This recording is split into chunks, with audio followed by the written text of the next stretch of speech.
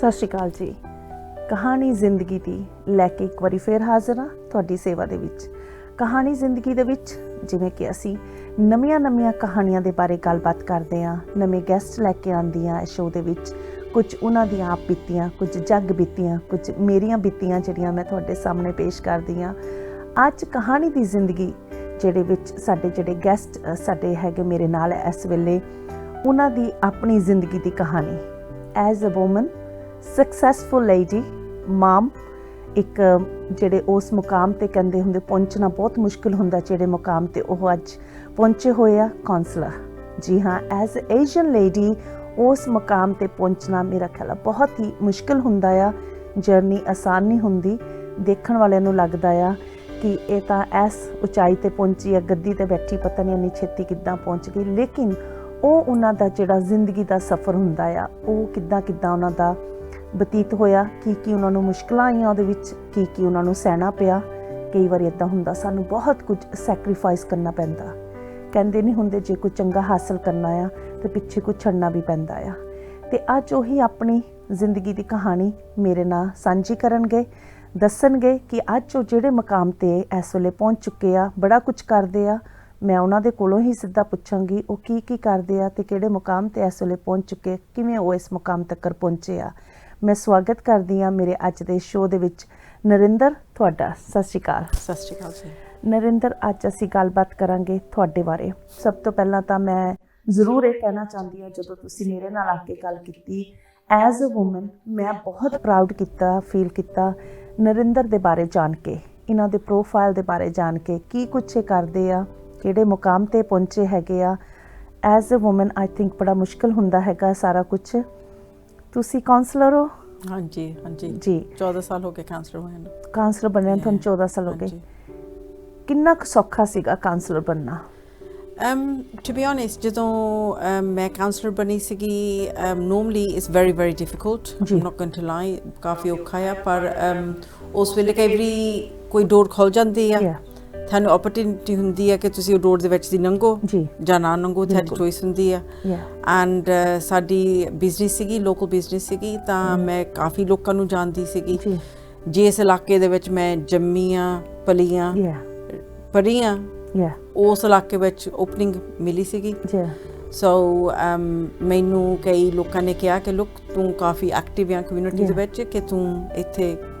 Councillor. ਪਰ ਉਹ ਤੁਹਾਡੀ ਚੋਇਸ ਸੀਗੀ ਜਾਂ ਕਿ ਜਿੱਦਾਂ ਕਹਿੰਦੇ ਨੇ ਲੋਕਾਂ ਨੇ ਕਿਹਾ ਹੈਗਾ ਵੀ you are very active woman, personality ਦੇਖ ਕੇ ਤੁਹਾਡੀ ਕਿਹਾ ਵੀ ਤੁਹਾਨੂੰ ਇਸ ਗੱਦੀ 'ਤੇ ਬੈਠਣਾ ਚਾਹੀਦਾ, ਜਾਂ ਉਹ ਤੁਸੀਂ ਬਾਈ ਚੋਇਸ ਤੁਸੀਂ ਕਰਨਾ ਵੀ ਚਾਹੁੰਦੇ ਸੀ ਇਹ? I think a little bit of both. ਜ਼ਿਆਦਾ ਮੈਨੂੰ ਪਰਸੂਏਸ਼ਨ ਕੀਤੀ ਗਈ ਸੀ। ਮੈਂ ਥੋੜੀ ਜਿਹੀ ਜੱਕਦੀ ਸੀ। I'm thinking no ਕਿ ਕਮਿਊਨਿਟੀ ਵਿੱਚ ਕੰਮ ਕਰਨਾ ਉਹ ਗੱਲ ਹੋ ਰਿਹਾ, ਪਰ ਜੇ ਤੁਸੀਂ ਪੋਜੀਸ਼ਨ ਲੈਣਾ ਆ, ਪਬਲਿਕ ਆਫਿਸ ਲੈਣਾ ਆ, ਉਹ ਬਿਲਕੁਲ ਡਿਫਰੈਂਟ ਗੱਲ ਹੁੰਦੀ ਆ। ਸੋ ਮੈਂ ਘਰ ਸਲਾਹ ਕੀਤੀ ਆਪਦੇ ਹਸਬੈਂਡ ਦੇ ਨਾਲ, ਆਪਣੀ ਫੈਮਿਲੀ ਦੇ ਨਾਲ, ਕਿ ਤੁਸੀਂ ਕੀ ਸਾਰੇ ਸੋਚਦੇ ਆ। it was really nerve-wracking, ਮੈਨੂੰ ਕਾਫੀ ਡਰ ਲੱਗਦਾ ਸੀ ਕਿ, ਕਿਉਂਕਿ ਜੇ ਦੇਖਿਆ ਜਾਵੇ ਜਿਹੜਾ ਹੁਣ ਦਾ ਟਾਈਮ ਆ, ਜਿੱਦਾਂ ਤੁਸੀਂ ਕਿਹਾ 14 ਸਾਲ ਪਹਿਲਾਂ ਤੁਸੀਂ ਇਸ ਮੁਕਾਮ 'ਤੇ ਪਹੁੰਚੇ ਸੀਗੇ, ਉਹ ਟਾਈਮ ਜਿਹੜਾ ਸੀ 14 ਸਾਲ ਪਹਿਲਾਂ, ਮੇਰੇ ਖਿਆਲ ਥੋੜ੍ਹਾ ਜਿਹਾ ਪਿੱਛੇ ਦਾ ਟਾਈਮ ਵੀ ਸੀ। ਆਪਣੇ ਲੋਕਾਂ ਦੀ ਸੋਚ ਵੀ ਡਿਫਰੈਂਟ ਹੁੰਦੀ ਸੀਗੀ ਵੀ ਇੱਕ ਕੁੜੀ ਨੂੰ ਇਹਨਾਂ ਚੀਜ਼ਾਂ ਵਿੱਚ ਨਹੀਂ ਪੈਣਾ ਚਾਹੀਦਾ, ਜਾਂ ਕਾਉਂਸਲਰ ਕਿਉਂ ਬਣਨਾ ਆ, ਇਹ ਜੌਬ ਕਿਉਂ ਕਰਨੀ ਆ, ਵੀ ਪਤਾ ਨਹੀਂ ਕਿੱਦਾਂ ਦੇ ਲੋਕੀ ਮਿਲਣੇ ਹੈਗੇ। ਇਹ ਚੀਜ਼ਾਂ ਤੁਹਾਡੇ ਸਾਹਮਣੇ ਆਈਆਂ ਸੀ ਜਦੋਂ ਤੁਸੀਂ ਫਿਰ ਡਿਸਾਈਡ ਕੀਤਾ ਸੀਗਾ? ਹਾਂਜੀ, ਜਿੱਦਾਂ ਕਈ ਵਾਰੀ ਕਈ ਫੈਮਿਲੀ ਮੈਂਬਰਾਂ ਨੇ ਇਹ ਵੀ ਬਹੁਤ ਬੁਰਾ ਸਮਝਿਆ ਸੀਗਾ ਕਿ ਆਬਵੀਅਸਲੀ ਜਦੋਂ ਤੁਸੀਂ ਕਾਉਂਸਲਰ ਹੁੰਦੇ ਆ, ਤੁਸੀਂ ਕਾਫੀ ਜਿੱਦਾਂ ਸਪੈਸ਼ਲੀ ਜਿੱਦਾਂ ਤੁਸੀਂ ਕਹਿੰਦੇ ਉਸ ਵੇਲੇ ਵੈਰੀ ਮੇਲ ਡੋਮੀਨੇਟਡ ਵਰਲਡ ਸੀਗਾ। ਸੋ ਜਿੱਦਾਂ ਕਾਉਂਸਲ ਦੇ ਵਿੱਚ ਉਦੋਂ ਹੋਰ ਕੋਈ ਏਸ਼ੀਅਨ ਲੇਡੀ ਹੈ ਨਹੀਂ ਸੀਗੀ, ਇਕੱਲੀ ਮੈਂ ਸੀ। ਹੁਣ ਕਈ ਮੁਸਲਿਮ ਭੈਣਾਂ ਹੈਗੀਆਂ, ਪਰ ਹੁਣ ਉਸ ਵੇਲੇ ਮੈਂ ਇਕੱਲੀ ਸੀਗੀ। ਕਿੱਦਾਂ ਫੀਲ ਕੀਤਾ ਸੀ ਤੁਸੀਂ ਐਜ਼ ਏਸ਼ੀਅਨ, ਐਜ਼ ਸਿੱਖ ਕਹਿ ਲਓ ਆਪਾਂ, ਵੀ ਜਦੋਂ ਤੁਹਾਨੂੰ ਇਹ ਅਹੁਦਾ ਆਫਰ ਹੋਇਆ, ਤੁਹਾਨੂੰ ਲੋਕਾਂ ਨੇ ਕਿਹਾ ਕਿ ਤੁਸੀਂ ਬਣੋ, ਤੁਸੀਂ ਕਿੱਦਾਂ ਫੀਲ ਕੀਤਾ ਸੀ? Like I said, it was a bit scary, but at the same time ਮੈਂ ਕਾਫੀ ਪ੍ਰਾਊਡ ਫੀਲ ਹੁੰਦੀ ਸੀਗੀ ਕਿ ਲੋਕੀ ਸਮਝਦੇ ਆ ਕਿ ਇਹਨੂੰ ਖੜੀ ਹੋਣਾ ਚਾਹੀਦਾ, ਇਹਨੇ ਡਿਫਰੈਂਸ ਬਣਾ ਸਕਦੀ ਆ, ਕਿ ਇਹ ਕੋਲ ਹੈਗੀ ਆ ਉਹ skills to become a counsellor. So ਮੈਂ ਖੜੀ ਹੋਈ ਸੀ, and to be honest I was quite shocked ਕਿ ਪਹਿਲੀ election ਦੇ ਵਿੱਚ ਹੀ ਕਿੰਨੀ ਲੋਕਾਂ ਨੇ ਮੈਨੂੰ support ਕੀਤਾ, so I was proud but I was shocked at the same time. ਮਤਲਬ ਤੁਸੀਂ ਸੋਚਿਆ ਨਹੀਂ ਸੀਗਾ ਕਿ ਇੰਨਾ ਤੁਹਾਨੂੰ ਸਾਥ ਮਿਲੇਗਾ ਸਾਰੇ ਜਣਿਆਂ ਦਾ, ਪਰ ਤੁਹਾਨੂੰ ਮਿਲਿਆ ਹੈਗਾ ਹਾਂਜੀ ਆ। ਬਹੁਤ। ਤੇ ਜਦੋਂ ਤੁਸੀਂ ਕਾਉਂਸਲਰ ਬਣੇ ਹੈਗੇ ਆ, ਆਬਵੀਅਸਲੀ ਤੁਹਾਡੇ ਮੂਹਰੇ ਫਿਰ ਗੱਲਾਂ ਵੀ ਆਉਣੀਆਂ ਸ਼ੁਰੂ ਹੋ ਗਏ, ਇਸ਼ੂਜ਼ ਵੀ ਆਏ ਹੋਣੇ ਆ, ਤੁਸੀਂ ਕਿੱਦਾਂ ਉਹਨਾਂ ਸਾਰੀਆਂ ਚੀਜ਼ਾਂ ਨੂੰ ਹੈਂਡਲ ਕਿੱਦਾਂ ਕਰਦੇ ਸੀਗੇ? I think as a counselor ਇਹ ਇਦਾਂ ਦਾ ਰੋਲ ਹੁੰਦਾ ਆ ਜਿਹੜਾ ਤੁਸੀਂ ਕਦੇ ਇਹਦੇ ਬਾਰੇ ਸਟੱਡੀ ਨਹੀਂ ਕਰ ਸਕਦੇ ਹੈਗੇ। So quite a lot of the role is just common sense ਤੁਸੀਂ use ਕਰਨਾ ਹੈ। ਤੁਸੀਂ ਆਪਣੀ ਅਕਲ use ਕਰਨੀ ਕਿ ਆਹ ਇਸ਼ੂ ਇਦਾਂ ਆ, ਇਹਨੂੰ ਕਿਹਨੂੰ ਕੋਲ ਜਾਣਾ to get that resolved। ਤੇ ਜਦੋਂ ਮੈਂ ਪਹਿਲਾ ਕਾਉਂਸਲਰ ਬਣੀ ਸੀ, to be quite honest, ਤੁਹਾਨੂੰ ਯਾਦ ਹੈ ਕਿਹੜੇ ਸਾਲ ਵਿੱਚ ਤੁਸੀਂ ਬਣੇ ਸੀਗੇ? ਹਾਂਜੀ 2006 ਵਿੱਚ ਤੁਸੀਂ ਫਰਸਟ ਏਸ਼ੀਅਨ ਵੂਮਨ ਜਿਹੜੀ ਤੁਸੀਂ ਉਦੋਂ ਆਪਣੇ ਏਰੀਆ ਦੇ ਜਿਹੜੇ ਤੁਸੀਂ ਇੱਥੇ ਤੁਸੀਂ ਬਣੇ ਸੀਗੇ। ਸੋ ਬਰਮਿੰਘਮ ਦੇ ਵਿੱਚ ਉਦੋਂ ਮੇਰੇ ਖਿਆਲ ਇੱਕ ਹੋਰ ਏਸ਼ੀਅਨ ਲੇਡੀ ਕਾਉਂਸਲਰ ਬਣ ਹਟੀ ਸੀਗੀ, ਪਰ ਉਸ ਵੇਲੇ ਉਹ ਹੈ ਨਹੀਂ ਸੀ ਕਾਉਂਸਲਰ। ਰਾਈਟ, ਦੈਨ ਤੁਸੀਂ ਸੋ ਉਹਦੀ ਮੇਰੇ ਖਿਆਲ ਬਾਲੀ ਟਰਮ ਹੈ ਨਹੀਂ ਸੀਗੀ। ਸੋ I was the first Sikh Asian counselor at that time। ਤੁਹਾਨੂੰ ਆਪਣੀ ਸੁਸਾਇਟੀ ਵੱਲੋਂ ਵੀ ਇਦਾਂ ਦੀਆਂ ਕੋਈ ਗੱਲਾਂ ਹੁੰਦੀਆਂ ਸੀ ਤੁਹਾਨੂੰ ਜਿਹੜੀਆਂ ਹੈਂਡਲ ਕਰਨੀਆਂ ਪੈਂਦੀਆਂ ਸੀ? ਕਈ ਵਾਰ ਇਦਾਂ ਨਹੀਂ ਹੁੰਦਾ ਜਦੋਂ ਆਪਣੀ ਕੁੜੀ ਇਸ ਮੁਕਾਮ ਤੇ ਪਹੁੰਚਦੀ ਆ, ਪਹਿਲਾਂ ਤਾਂ ਸਾਰੇ ਥੋੜਾ ਜਿਹਾ ਗੱਲਾਂ ਵੀ ਕਰਦੇ ਆ, ਕੀ ਕਰਨ ਲੱਗੀ ਆ, ਇੱਕ ਕੁੜੀ ਹੋ ਕੇ ਆ ਜੋਬ, ਪਰ ਜਦੋਂ ਤੁਸੀਂ ਉਸ ਪੋਜੀਸ਼ਨ ਤੇ ਪਹੁੰਚੇ, ਕੀ ਤੁਹਾਨੂੰ ਇਦਾਂ ਸੀਗਾ ਫਿਰ ਆਪਣੇ ਬੰਦੇ ਤੁਹਾਡੇ ਕੋਲ ਆਉਂਦੇ ਸੀ ਹੈਲਪ ਲੈਣ ਲਈ, ਕੋਈ ਗੱਲ ਕਰਨ ਲਈ ਆਉਂਦੇ ਸੀ ਤੁਹਾਡੇ ਕੋਲ? ਹਾਂਜੀ, ਐਟ ਫਰਸਟ ਇਦਾਂ ਸੀਗਾ ਜਦੋਂ ਮੈਂ ਪਹਿਲਾਂ ਕਾਉਂਸਲਰ ਬਣੀ ਸੀ, ਮੈਨੂੰ ਯਾਦ ਆ ਕਿ obviously ਜਦੋਂ ਤੁਸੀਂ male dominated world ਦੇ ਵਿੱਚ ਕੰਮ ਕਰਦੇ ਆ, ਤੁਸੀਂ different people ਨੂੰ meet ਕਰਦੇ, you shake hands to say hello। ਲੋਕਾਂ ਨੇ ਕਹਿਣਾ ਅੱਛਾ ਇਹ ਬੰਦਿਆਂ ਦੇ ਨਾਲ ਹੱਥ ਸ਼ੇਕ ਕਰਦੀ ਆ, ਸੋ ਉਹ ਵੀ ਕਾਫੀ ਲੋਕਾਂ ਨੇ ਬੁਰਾ ਸਮਝਿਆ ਸੀਗਾ। but obviously ਉਹ professional world ਆ, so ਤੁਹਾਡੀ family understand ਕਰਦੀ ਸੀ? so I had a few issues with a few members, but yes। But how about your mom and dad? My dad, unfortunately, he passed away before। before ਉਹਨਾਂ ਨੇ ਉਹ ਤੁਹਾਨੂੰ ਮੁਕਾਮ ਤੇ ਪਹੁੰਚਦੇ ਦੇਖਿਆ ਨਹੀਂ, but definitely he's watching you from there। but my mom ਕਿੱਦਾਂ ਸੀ? my mom was okay। so obviously mom India ਦੇ ਜੰਮੇ ਪਲੇ ਆ, ਤਾਂ ਉਹਨਾਂ ਦੇ ਕਾਫੀ ਕਈ ਥੋਟਸ ਉਸ ਵੇਲੇ ਸੀਗੇ, ਯੂ ਨੋ ਇੰਡੀਆ ਦੇ ਬੈਕ ਹੋਮ। but ਤੁਹਾਨੂੰ ਸਮਝਾਉਣਾ ਪਿਆ ਸੀ ਮਮ ਨੂੰ ਬੈਠ ਕੇ ਤੁਸੀਂ ਐਕਚੁਅਲੀ ਕੀ ਕਰਨ ਵਾਲੇ ਹੋ, ਜਿਹੜਾ ਟਾਈਟਲ ਮਿਲਿਆ ਹੈਗਾ ਤੁਹਾਨੂੰ, ਜੋ ਤੁਸੀਂ ਜੋ ਕਰਨ ਜਾ ਰਹੇ, ਤੁਹਾਨੂੰ ਸਮਝਾਉਣਾ ਪਿਆ ਸੀ ਮਮ ਨੂੰ? ਹਾਂਜੀ, ਪਰ ਫਿਰ ਇਦਾਂ ਵੀ ਥੋੜਾ ਜਿਹਾ ਹੋ ਗਿਆ ਸੀਗਾ ਕਿ ਜਦੋਂ obviously as a counselor, so I've always been the sort of person ਕਿ ਜੇ ਹੈ ਨਾ ਮੈਨੂੰ ਕਿਸੇ ਨੇ ਕੋਈ ਜੌਬ ਦਿੱਤੀ ਹੈ ਕਰਨ ਨੂੰ ਕਿ you've got to do something, ਮੈਂ ਇਦਾਂ ਨਹੀਂ ਕਰਨਾ ਕਿ ਮੈਂ half hearted ਕਰਨੀ ਆ, ਮੈਂ 100% ਸਾਰਾ ਦਿਲ ਲਾ ਕੇ ਤੇ ਗੱਲ ਉਹ ਕੰਮ ਕਰਨਾ ਆ। ਸੋ ਆਈ ਥਿੰਕ ਸਿਚੁਏਸ਼ਨ ਕਾਫੀ ਛੇਤੀ ਚੇਂਜ ਹੋਣ ਲੱਗ ਪਿਆ ਸੀਗਾ ਜਦੋਂ ਲੋਕੀ ਆਣ ਕੇ ਜਿੱਦਾਂ ਮੇਰੇ ਮਮ ਨੂੰ ਕਹਿੰਦੇ ਹੁੰਦੇ ਸੀ ਜਾਂ ਮੇਰੇ ਭਰਾਵਾਂ ਨੂੰ ਜਾਂ ਮੇਰੇ ਹਸਬੈਂਡ ਨੂੰ, ਉਹ say thank you to Narinder, ਉਹਨੇ ਸਾਡੀ ਬਹੁਤ ਹੈਲਪ ਕੀਤੀ, she's really good। ਜਦੋਂ ਫਿਰ ਪ੍ਰਾਊਡ ਫੀਲ ਕਰਦੇ ਹੁੰਦੇ ਆ। ਸੋ ਕਾਫੀ ਉਦੋਂ ਚੇਂਜ ਹੋ ਗਿਆ ਸੀਗਾ। ਸੋ ਉਦੋਂ ਦੇ ਮੈਂ ਬਹੁਤ ਕੈਂਪੇਨਸ ਕੀਤੇ ਆ, ਮੈਂ ਕਈ ਸੀਨੀਅਰ ਪੋਜੀਸ਼ਨ ਕਾਉਂਸਲ ਦੇ ਵਿੱਚ ਵੀ ਕੀਤੇ ਆ। ਐਜ਼ ਅ ਏਸ਼ੀਅਨ ਲੇਡੀ ਕਹਿ ਲਓ, ਐਜ਼ ਅ ਫੀਮੇਲ ਕਹਿ ਲਓ, ਜਦੋਂ ਤੁਸੀਂ ਇਸ ਮੁਕਾਮ ਤੇ ਸੀਗੇ ਤੇ ਓਬਵੀਅਸਲੀ ਤੁਸੀਂ ਡਿਫਰੈਂਟ ਕਮਿਊਨਿਟੀਜ਼ ਨਾਲ ਵੀ ਕੰਮ ਕੀਤਾ ਹੋਣਾ, ਡੀਲ ਕੀਤਾ ਹੋਣਾ, ਕਦੀ ਇੱਦਾਂ ਤੁਹਾਨੂੰ ਸਾਹਮਣਾ ਕਰਨਾ ਪਿਆ ਵੀ ਤੁਸੀਂ ਆਪਣੇ ਆਪ ਨੂੰ ਇੱਦਾਂ ਫੀਲ ਕੀਤਾ ਵੀ ਨਹੀਂ ਸ਼ਾਇਦ ਮੈਂ ਨਹੀਂ ਕਰ ਸਕਦੀ? ਕਦੀ ਇੱਦਾਂ ਦੀ ਸਿਚੁਏਸ਼ਨ ਵੀ ਹੁਣ ਅੱਜ ਇਹਨਾਂ ਨੇ ਮੈਨੂੰ ਕਹਿਤਾ ਇੱਥੇ ਖੜੀ ਹੋਣਾ ਆ, I don't know if ਮੈਂ ਖੜ ਸਕਦੀ ਹਾਂ, ਉਹ ਚੀਜ਼ ਮੈਂ ਕਰ ਸਕਦੀ ਜਿਹਦੀ ਤੁਹਾਡੇ ਕੋਲ ਉਮੀਦ ਕੀਤੀ ਜਾਂਦੀ ਸੀ, ਕਦੀ ਇਹ ਚੀਜ਼ਾਂ ਤੁਹਾਡੇ ਸਾਹਮਣੇ ਆਈਆਂ? ਸੋ ਰਿਮੈਂਬਰ ਮੈਨੂੰ ਯਾਦ ਹੈ ਇੱਕ ਵਾਰੀ ਹੈ ਨਾ, ਮੈਂ ਜਦੋਂ ਹੋ ਗਏ ਸੀ probably about 2 ਮਹੀਨੇ ਕਾਉਂਸਲਰ ਬਣੀ ਨੂੰ, ਤਾਂ ਉੱਥੇ ਇੱਕ ਕਾਉਂਸਲਰ ਸੀਗਾ, ਗੋਰਾ ਸੀਗਾ, ਸਿਆਣਾ ਸੀਗਾ ਕਾਫੀ, ਤਾਂ ਮੈਂ ਉਹਨੂੰ ਜਾ ਕੇ just went to say hello to him, ਅਸੀਂ ਸੇਮ ਕਮੇਟੀ ਤੇ ਬੈਠਦੇ ਸੀਗੇ, ਤਾਂ ਉਹ ਚੇਅਰਮੈਨ ਸੀਗਾ, ਤਾਂ ਮੈਂ ਕਮੇਟੀ ਮੈਂਬਰ ਸੀਗੀ, ਤਾਂ ਮੈਂ ਉਹਨੂੰ I just went to go and introduce myself ਕਿ I'm Councillor Kuna। ਤਾਂ ਉਹਨੇ ਜਿੱਦਾਂ ਮੇਰੇ ਵੱਲ ਦੇਖਿਆ, ਪਰ ਜਿੱਦਾਂ ਬਾਲਾ he didn't look at me with any respect or anything, ignore ਕਰਨ ਦੀ ਕੋਸ਼ਿਸ਼ ਪਰ ਇਹਦਾ ਸੋਚਿਆ ਕਿ ਇੱਕ ਹੱਥ ਮੈਨੂੰ ਬੁਲਾਉਂਦੀ ਹੈ, ਰਾਈਟ। ਸੋ ਪਹਿਲਾਂ ਮੈਂ ਆਪਣੇ ਆਪ ਨੂੰ ਮਲੂਮ ਕੀਤਾ, ਮੈਂ ਸੋਚਿਆ ਓ ਮਾਈ ਗॉड ਸ਼ਾਇਦ ਮੈਨੂੰ ਨਹੀਂ ਬੁਲਾਉਣਾ ਚਾਹੀਦਾ ਸੀ, ਸਿਆਣਾ ਆ, ਇਹ ਸੀਨੀਅਰ ਕਾਉਂਸਲਰ ਆ, ਮੈਂ ਜੂਨੀਅਰ ਕਾਉਂਸਲਰ ਨਵੀਂ ਬਣੀ ਆ। ਦੈਨ ਫਿਰ ਮੇਰੇ ਦਿਮਾਗ ਨੂੰ ਸੋਚਿਆ, ਮੈਂ ਸੋਚਿਆ ਐਕਚੁਅਲੀ ਮੈਂ ਕਾਤੇ ਅਲਾਉ ਕਰਦੀ ਹਾਂ ਇਹਨੂੰ ਮੈਨੂੰ ਏਦਾਂ ਗੱਲ ਕਰਨ ਨੂੰ ਕਿ ਜੇ ਇਸ ਤਰ੍ਹਾਂ ਇਹ ਕਾਉਂਸਲਰ ਬਣ ਕੇ ਇੱਥੇ ਆਇਆ ਆ, ਐਗਜ਼ੈਕਟਲੀ ਸੇਮ ਵੇ ਮੈਨੂੰ ਇਲੈਕਸ਼ਨ ਹੋ ਕੇ ਮੈਂ ਆਈ ਹਾਂ, ਤੁਸੀਂ ਵੀ ਉਹੀ ਪਾਥ ਤੇ ਚੱਲ ਰਹੇ ਹੋ। ਸੋ ਇਟਸ ਕੁਆਇਟ ਆਇਰੋਨਿਕ ਕਿ about I think about 4-5 years later ਜਿਹੜੀ ਕਮੇਟੀ ਦਾ ਉਹ ਚੇਅਰਮੈਨ ਸੀਗਾ trust and ਚੈਰਿਟੀਜ਼ the committee the about 4-5 years later ਮੈਂ ਉਹ ਸੇਮ ਕਮੇਟੀ ਦੀ ਮੈਂ ਚੇਅਰਮੈਨ ਸੀਗੀ ਉਹ ਮੇਰਾ ਕਮੇਟੀ ਮੈਂਬਰ ਸੀਗਾ then you went to say hello to me? The thing is I treat everyone with respect you know at the end of the day you know ਤੁਸੀਂ ਕਿਸੇ ਨੂੰ ਤਲੀਮ ਦੇ ਨਾਲ ਬੋਲੋ ਤਾਂ ਉਹਦੇ ਵਿੱਚ you know ਕੋਈ ਸਾਡਾ ਕੋਈ ਘੱਟ ਦਾ ਨਹੀਂ ਹੈਗਾ so I treat everyone with respect regardless you know what party they're from whatever whoever they are I'll treat everyone ਮੈਂ ਇਦਾਂ ਸੋਚਦੀ ਕਿ ਤੁਹਾਨੂੰ ਇਦਾਂ ਲੋਕਾਂ ਨੂੰ ਟ੍ਰੀਟ ਕਰਨਾ ਚਾਹੀਦਾ ਆ ਕਿ ਜਿੱਦਾਂ ਤੁਸੀਂ ਚਾਹੁੰਦੇ ਕਿ ਮੈਨੂੰ ਕੋਈ ਟ੍ਰੀਟ ਕਰੇ so ਮੈਨੂੰ ਕਈ ਵੀ ਲੋਕੀ ਕਹਿੰਦੇ ਹੁੰਦੇ because I've been a counsellor for 14 years now ਕਿ you know you've not changed you're still the same person I said well I am still the same person and it doesn't matter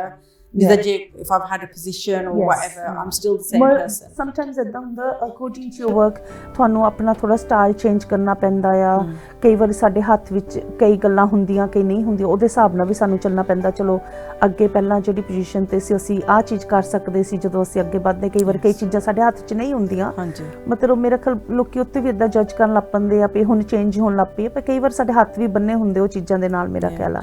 Yeah, I try not to change. I try not to change. So, which is good. ਤੇ ਜਦੋਂ ਤੁਸੀਂ councillor ਦੀ ਇਹ ਸਾਰਾ ਮੁਕਾਮ ਹਾਸਲ ਕੀਤਾ ਸਾਰਾ ਕੁਝ ਇਸ ਪੋਜੀਸ਼ਨ ਤੇ ਨਾਲ ਦੀ ਨਾਲ ਤੁਸੀਂ ਹੋਰ ਵੀ ਕੁਝ ਕਰ ਰਹੇ ਹੋ ਜਾਂ ਸਿਰਫ ਇਸੇ ਆਪਣੇ ਕੰਮ ਤੇ ਤੁਸੀਂ ਫੋਕਸ ਕਰ ਰਹੇ ਹੋ So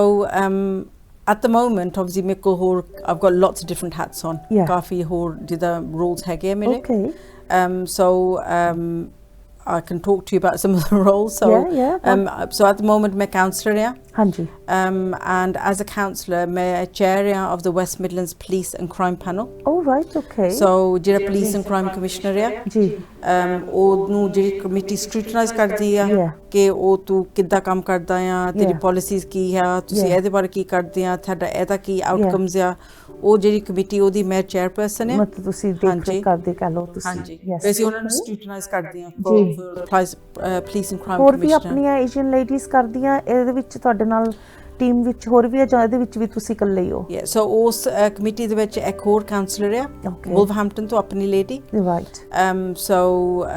ਇਟਸ ਕੁਆਇਟ ਮਿਕਸਡ ਜਿਹਦਾ ਉਹ ਜਿਹੜੀ ਕਮੇਟੀ ਆ ਉਹ ਕੱਲੀ ਬਰਮਿੰਘਮ ਦੀ ਨਹੀਂ ਹੈਗੀ ਉਹ ਸਾਰੀ ਵੈਸਟ ਮਿਡਲੈਂਡਸ ਦੇ ਵਿੱਚੋਂ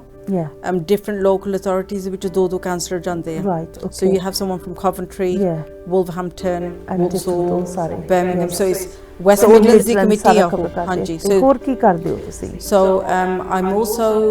board member on the West Midlands Ambulance Service oh right okay so ਉਹ ਹੈਗੀ ਆ ਜਿੱਦਾਂ so ਅਸੀਂ board ਜਿਹੜੀ ਹੈਗੀ ਆ ਅਸੀਂ ਦੇਖਦੇ ਆ ਕਿ ਐਂਬੂਲੈਂਸ ਦੇ ਪ੍ਰਾਇੋਰਟੀਜ਼ ਕੀ ਐਂਬੂਲੈਂਸ ਸਰਵਿਸ ਤੇ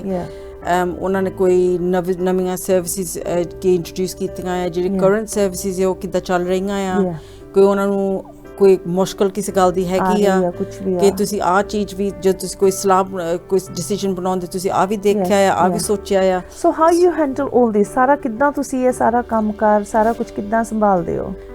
ਜਦੋਂ ਮੈਨੂੰ ਪਤਾ ਲੱਗੂ ਮੈਂ ਜ਼ਰੂਰ ਤੁਹਾਨੂੰ ਦੱਸੂੰਗੀ ਮੈਂ ਜ਼ਰੂਰ ਜਾਨਣਾ ਚਾਹੁੰਦੀ ਹਾਂ ਵੀ ਇੰਨਾ ਜ਼ਿਆਦਾ ਇੰਨੇ ਮਲਟੀਟਾਸਕ ਹੈਗੇ ਆ ਨਰਿੰਦਰ ਇੰਨੀਆਂ ਜੌਬਸ ਹੈਂਡਲ ਕਰਦੇ ਆ ਇਹ ਤਾਂ ਆਪਾਂ ਗੱਲ ਕਰ ਰਹੇ ਹਾਂ ਕੰਮ ਦੇ ਬਾਰੇ ਕੰਮ ਦੀ ਤੇ ਕਹਿੰਦੇ ਹੁੰਦੇ ਕੰਮ ਦੇ ਨਾਲ ਇੱਕ ਸਾਡੀ ਅਹਿਮ ਲਾਈਫ ਹੋਰ ਵੀ ਹੁੰਦੀ ਆ ਘਰੇਲੂ ਲਾਈਫ ਤੇ ਘਰ ਦੀ ਜਿਹੜੀ ਲਾਈਫ ਹੁੰਦੀ ਆ ਤੇ ਕੰਮ ਤਾਂ ਤੁਸੀਂ ਹੈਂਡਲ ਬਹੁਤ ਵਧੀਆ ਕਰ ਰਹੇ ਹੋ ਸਾਰਾ ਕੁਝ ਜਿੱਦਾਂ ਤੁਸੀਂ ਦੱਸ ਰਹੇ ਹੋ I'm feeling a bit jealous as well ਕਿ ਤੁਸੀਂ ਇੰਨਾ ਸੋਹਣਾ ਸਾਰਾ ਕੁਝ ਹੈਂਡਲ ਕਰ ਰਹੇ ਹੋ I'm still smiling ਹਾਲੇ ਵੀ ਹੱਸ ਰਹੇ ਦੇਖੋ ਤੇ ਜਿਹੜੀ ਘਰੇਲੂ ਲਾਈਫ ਹੈਗੀ ਤੁਹਾਡੀ ਘਰ ਨੂੰ ਤੁਸੀਂ ਕਿੱਦਾਂ ਬੈਲੈਂਸ ਕਰਦੇ ਆਪਣੇ ਬੱਚਿਆਂ ਨੂੰ ਹਸਬੈਂਡ ਨੂੰ ਲਾਈਕ ਯੂ نو ਆਪਣੀਆਂ ਤੁਹਾਨੂੰ ਪਤਾ ਏਸ਼ੀਅਨ ਫੈਮਲੀਜ਼ ਸਾਡਾ ਕਾਫੀ ਵੱਡਾ ਸਰਕਲ ਹੁੰਦਾ ਸਾਡੇ ਰਿਸ਼ਤੇਦਾਰ ਕਹਿ ਲਓ ਸਾਰਾ ਉਹ ਤੁਸੀਂ ਕਿੱਦਾਂ ਹੈਂਡਲ ਕਰਦੇ ਹੋ I think ਤੁਹਾਨੂੰ ਆਪਣਾ I suppose I'm saying ਕਿ work life balance ਕਰਨਾ ਪੈਂਦਾ ਪਰ my life has become a lot about work karke so I'm on the ambulance service board also I'm a founder of Sikh Women's Action Network co-founder of that as well and I think ਜਿੱਦਾਂ ਜਿਹੜੇ ਮੇਰੇ ਨਿਆਣੇ ਹੈ so what I've always done is ਕਿ ਜਿਹੜਾ ਵੀ ਮੈਂ ਕੋਈ role ਲਿਆ ਪਹਿਲਾਂ ਜਦੋਂ ਮੈਂ ਕਾਉਂਸਲਰ ਬਣੀ ਸੀਗੀ ਮੈਂ ਆਪਣੇ ਆਪ ਵਿੱਚ ਡਿਸੀਜਨ ਬਣਾਇਆ ਸੀ ਉਦੋਂ ਮੇਰੀ ਸਭ ਤੋਂ ਛੋਟੀ ਲੜਕੀ ਹੈਗੀ ਸੀਗੀ 4 ਸਾਲਾਂ ਦੀ so ਮੈਂ ਉਸ ਵੇਲੇ ਡਿਸੀਜਨ ਬਣਾਇਆ ਸੀਗਾ ਕਿ ਮੈਂ certain priorities ਆਪਣੇ ਆਪ ਲਈ ਰੱਖਣੀਆਂ ਕਿ ਜਦੋਂ ਮੇਰਾ ਕੋਈ ਨਿਆਣੇ ਦੀ ਕੋਈ ਪਲੇ ਹੁੰਦੀ ਆ ਜਾਂ ਮੈਂ ਆਪਣੇ ਓਨ ਨਿਆਣਿਆਂ ਨੂੰ ਆਪ ਮੈਂ ਡ੍ਰੌਪ ਆਫ ਕਰਨਾ ਆ ਸਕੂਲੇ ਹਾਂਜੀ ਜਦੋਂ ਨਿਆਣੇ ਨੂੰ ਆਪ ਮੈਂ ਪਿਕਅਪ ਕਰਨਾ ਆ ਜਿਹੜੀ ਵੀ ਕੋਈ ਉਹਨਾਂ ਦੀ ਫੰਕਸ਼ਨ ਹੁੰਦੀ ਆ ਮੈਂ ਉਹਦੇ ਲਈ ਬਿਲਕੁਲ ਉਹ ਫਰਸਟ ਪ੍ਰਾਇੋਰਟੀ ਮੇਰੀ ਹੁੰਦੀ ਸੀਗੀ ਕਦੀ ਮਿਸ ਨਹੀਂ ਕੀਤਾ ਕਦੇ ਨਹੀਂ ਮਿਸ ਕੀਤਾ so I always made sure ਕਿ ਜਦੋਂ ਮੇਰੇ ਨਿਆਣਿਆਂ ਨੂੰ ਕਦੇ ਵੀ kept that relationship with my children ਕਿ every ਨਿਆਣੇ ਨੂੰ ਪਤਾ ਆ ਕਿ ਜੇ ਹੈ ਨਾ ਉਹਨਾਂ ਨੇ ਕਦੇ ਮਮ ਦੇ ਨਾਲ ਗੱਲ ਕਰਨੀ ਆ one to one so I'm always there so ਸਭ ਤੋਂ ਪਹਿਲੀ ਪ੍ਰਾਇੋਰਟੀ ਮੇਰੀ ਨਿਆਣਿਆਂ ਦੀ ਸੀਗੀ ਮੈਂ about in 2014 ਮੈਂ ਇੱਕ ਕੈਂਪੇਨ ਕੀਤੀ ਸੀਗੀ ਇੰਟਰਨੈਸ਼ਨਲ ਕੈਂਪੇਨ ਗੁਰਕਿਰਨ ਲੋਇਲ ਇੱਕ ਲੜਕੀ ਸੀ ਉਹਦੇ organs ਕੱਢੇ ਗਏ ਸੀ ਇੰਡੀਆ ਦੇ ਵਿੱਚ ਉਦੋਂ ਮੈਨੂੰ ਬਹੁਤ ਲੋਕੀ ਕਹਿੰਦੇ ਸੀ ਤੇ DRK ਚਾਹੀਦੇ ਸਾਨੂੰ ਪਰ ਐਜ਼ ਐਨ MP ਤੁਹਾਨੂੰ ਮੰਡੇ ਤੋਂ ਲੈ ਕੇ ਥਰਸਡੇ ਤੁਸੀਂ ਲੰਡਨ ਵਿੱਚ ਰਹਿੰਦੇ ਆ ਤੇ ਥਰਸਡੇ ਫਰਾਈਡੇ ਸੈਟਰਡੇ ਸੰਡੇ ਤੁਸੀਂ ਘਰ ਇੱਥੇ ਹੁੰਦੇ ਆ for me that wasn't suitable ਕਰਕੇ ਜੇ ਮੈਂ ਜਿਹੜਾ ਮੈਨੂੰ ਮਿਲੇ ਇਹ ਇਸ ਇੰਪੋਰਟੈਂਟ ਕਿ ਜਿਹੜਾ ਮੈਂ ਰੋਲ ਕਰਦੀ ਆ ਕਿ ਮੈਂ ਫੈਮਿਲੀ ਲਈ ਬੈਠੇ ਹੋਵਾਂ ਤਾਂ ਇਹ ਜਿਹੜਾ ਰੋਲ ਹੈ ਇਸ ਪਾਰਟ ਟਾਈਮ ਰੋਲ ਰੀਲੀ ਸੋ ਤੁਸੀਂ ਉਹਨੂੰ ਐਕਸੈਪਟ ਨਹੀਂ ਕੀਤਾ ਤੁਸੀਂ ਇੱਥੇ ਫੋਕਸ ਕੀਤਾ ਵੀ ਇਹਦੇ ਨਾਲ ਮੈਂ ਆਪਣੇ ਬੱਚੇ ਨੂੰ ਇਗਨੋਰ ਕਰਨਾ ਚਾਹੁੰਦੀ ਮੈਂ ਬੱਚਿਆਂ ਨੂੰ ਵੀ ਉਨਾ ਹੀ ਟਾਈਮ ਦੇਣਾ ਇਹ ਵੀ ਇੱਕ ਬਹੁਤ ਵੱਡਾ ਸੈਕਰੀਫਾਈਸ ਹੁੰਦਾ ਜਿਹਨੂੰ ਇੰਨੀ ਵੱਡੀ ਜੌਬ ਕਹਿ ਲਓ ਆਫਰ ਹੁੰਦੀ ਹੋਵੇ MP बनना कौन नहीं चाहता है सारे मेरे को ड्रीम भी होंगे है स्पैशली नरेंद्र लाइक यू जिन्हों को मल्टीटास्क लेडी मैं कह सकती हाँ सारी तरह लेकिन इन्होंने अपने बच्चों की खातिर वो रोल को एक्सैप्ट नहीं किया इन्होंने यह चाहया कि मैं लोकल रवां मिडलैंड दे विच रवां जिथे कभी भी मैनू जे नट के आवाज़ पैंदी है मैं बच्चों को आना चाहवां तो मैं आ सकती हाँ कहते नहीं होंगे काम नूं प्रायोरिटी चलो सानू देनी पैंदी है इस कंट्री च आ गए मैं हमेशा भी गल कहती हूँ सानू काम तो करना ही पैंदा है चाहे इत्थे तुसी जम्मे पले इत्थे हो चाहे तुसी डिफरेंट कंट्री तो आए काम करना पैंदा पर नाल दी नाल उन्ना ही जरूरी हुंदा कि असीं अपनी फैमिली नूं किद्दां बैलेंस करना है मेरा ख्याल तुसी बहुत वधिया तरीके नाल दोने चीज़ां नूं बैलेंस भी इस वेले कर रहे हो हाँ जी सो आई सपोज मेरे न्याणे they're quite independent, quite strong-minded. ਮੇਰੇ ਨਿਆਣੇ ਹੈਗੇ all four of them. ਤਾਂ ਉਹਨਾਂ ਨੂੰ ਵੀ I suppose ਜਿੱਦਾਂ ਮੈਂ balance ਕੀਤਾ ਆਪਣੀ work life and my personal life. ਉਹਨਾਂ ਨੂੰ ਵੀ they know that ਜਿਹੜਾ ਵੀ ਉਹਨਾਂ ਨੂੰ ਕੋਈ goal achieve ਕਰਨਾ they know this is how you focus. You know, if it's just कुछ achieve करना है ऐसे किद्दां achieve करना है so वो मेरे नाल भी conversation करते हैं कि मम मैं आह सोचदी हाँ जां मैं सोचदा हाँ तुसी अपनी लाइफ एक्सपीरियंस कदी उन्हां नाल शेयर करदे हो भी कित्थों तुसी कित्थे तक दी जर्नी जिद्दां तुसी सारी इत्थे तक हुण आए आ कदी तुसी बच्चों ने कदी बैठ के तुहानूं पुछया मम हाउ यू बिकम काउंसलर तुसी आ भी करदे हो भी किन्नियां चीज़ां तुसी इस वेले हैंडल कदी उन्होंने तुहाडी जर्नी बारे गल कीती तुहाडे नाल बैठ के My children ਉਹ ਮੇਰੇ ਨਾਲ ਹੀ ਸਾਥ ਸੀ they were with me so ਜਦੋਂ ਮੈਂ ਕੈਂਪੇਨ ਵਿੱਚ ਇਲੈਕਸ਼ਨ ਹੁੰਦੇ ਸੀ we used to make it into a fun activity let's go and deliver leaflets right let's go and knock on doors let's go and do this I'm